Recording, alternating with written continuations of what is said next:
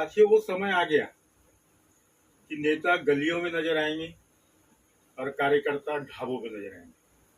ये दौर ही ऐसा रहता है। चुनाव का जो दौर होता है, चुनाव के दौर में जितने नेता होते हैं जिस जिस पार्टी के, तो गली और बस्ती कॉलोनियों में नजर आते हैं।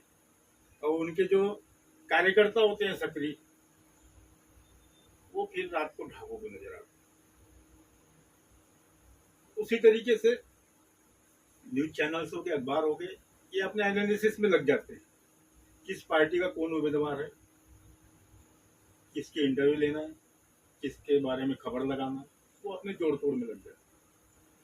लेकिन इस बार का जो महाराष्ट्र का चुनाव है विधानसभा का, वो बहुत ही रोचक रहने वाला है। उसके पीछे कारण भी, कारण ये है, हरियाणा, जम्मू कश्मीर, ये सब का जो चुनाव संपन्न हुआ,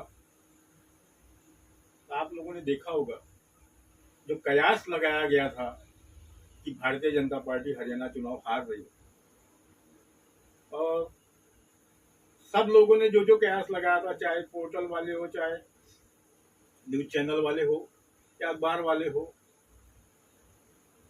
एग्जिट पोल वाले हो, सबके सब धराशायी रह गए। और देखने में भी आया, ईवीएम मशीन जो रही, कुछ मशीनों की 99% बैटरियां चार्ज मिली, और जिन ईवीएम मशीन की बैटरियां चार्ज मिली, उसमें पूर्णतः मत कमल के ऊपर देखने में आया, भाजपा भारतीय जनता पार्टी को देखने में आया। और सारे लोग हैरान हो गए। और महाराष्ट्र का जो चुनाव है विधानसभा का, इंडिया और एनडीए, तो ये दोनों में कांटे की टक्कर है, से इनकार नहीं किया जा सकता। इंडिया गठबंधन में जितने दल हैं, चाहे वे राष्ट्रवादी हो, कांग्रेस हो, शिवसेना हो, अन्य तमाम छोटे मोटे जो भी घटक दल है, उसी तरीके से एनडीए में अजीत पवार गुट है, एकनाथ शिंदे जी का गुट है, और भारतीय जनता पार्टी।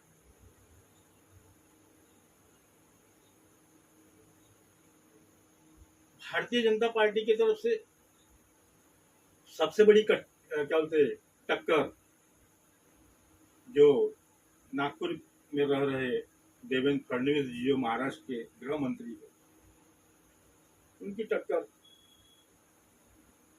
कांग्रेस के गुर्दे पाटिल के साथ में। और एक कयास भी लगाया जा रहा है, गुर्दे पाटिल की छवि और मौजूदा हालात में देवेंद्र पार्टी की जो छवि है देवेंद्र फडणवीस जी की, तो जमीन आसमान। कई मर्तबा चर्चे में भी आता है, देखने में भी आता है कि देवेंद्र फडणवीस जी के नाम के ऊपर में कई लोग खुले रूप से बदमाशी भी कर लेते हैं। अब पता नहीं क्या बात है, सच्चाई है ये झूठ है, ये उनके नाम का इस्तेमाल किया जाता है, ये तो देखने में आया है। और इसका अच्छा खासा अनुभव मैंने भी देखा।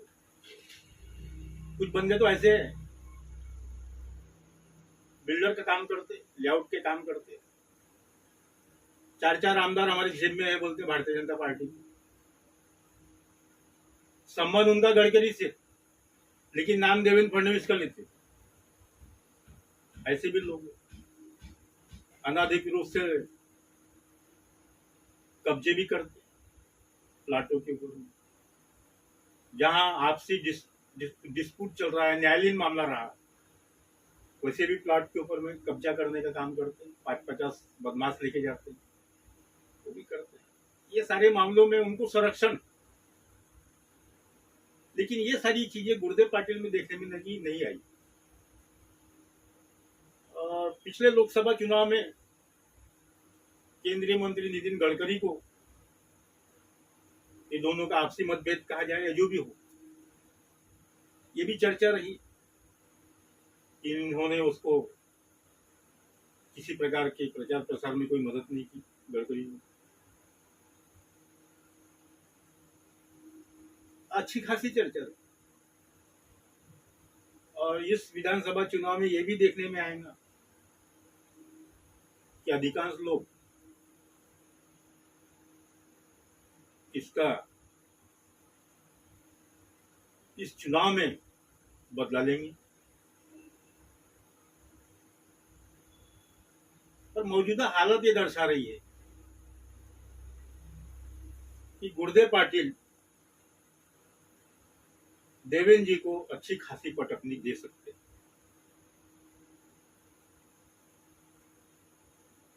देखना यह है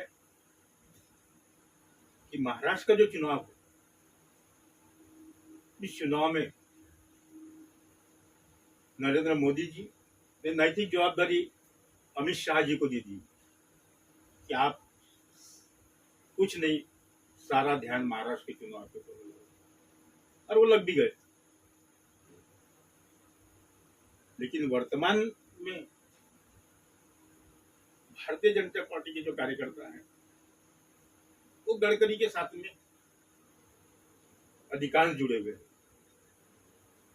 शिवसेना के भी कार्यकर्ता अगर कहा जाए तो भी गडकरी जी के साथ में जुड़े हैं, इससे इनकार नहीं किया जा सकता, क्योंकि उन्होंने एक छवि ही अपनी ऐसी बनाई है। उसके साथ साथ में बाकी भी जो लोग हैं और गडकरी के खिलाफ में या उनके विरोध में कोई जल्दी अगर जाता नहीं, लेकिन उस तरीके की छवि देवेंद्र फडणवीस साहब नहीं बना पाए।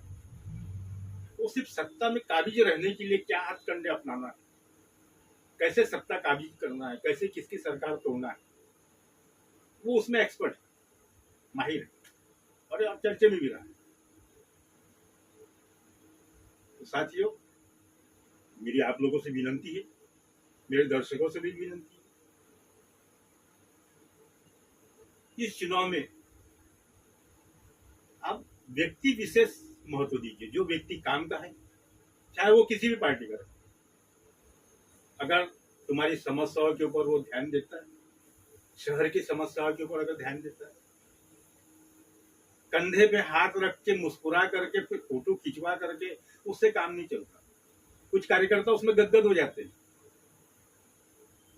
साहब ने, भाऊ ने हमारे कंधे पे हाथ रखा, देखो, कंधे पे हाथ रख के तस्वीर निकाल लेने से और बाद अखबार में या न्यूज चैनल में या पोर्टल में डाल देने से तुम्हारी समस्या का समाधान कर कल निकल गया जरूरी नहीं है। वो तो एक प्रकार से लारीपाप है कि आप उनके बहुत करीबी, लेकिन करीबीपना तभी समझ में आता है जो अपने क्षेत्र की, अपनी गली की समस्याएं लेकर के आप उनके पास जाते हैं, तब समझ में आता है कि आपको हाथ पकड़ के बैठा रहे, आपके कंधे पे हाथ रख के आपकी गली की समस्या सुन रहे, समझ रहे, उसे सुलझा रहे। और होता कुछ नहीं, सिर्फ इलेक्शन और चुनाव के समय ही ये सारा सेशन चलता है।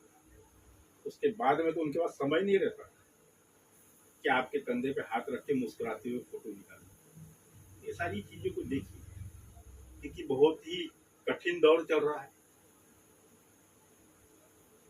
और वो सारी चीजों को समझते हुए ढाबों पे कम जाइए। अपने गलियों में जो नेता घूम रहे हैं उन्हें समझिए, और जो अच्छा नेता है, अच्छे उम्मीदवार है, उसको भरसक अपना बहुमूल्य मत देने का प्रयास करिए। बाकी लोगों को समझाइए।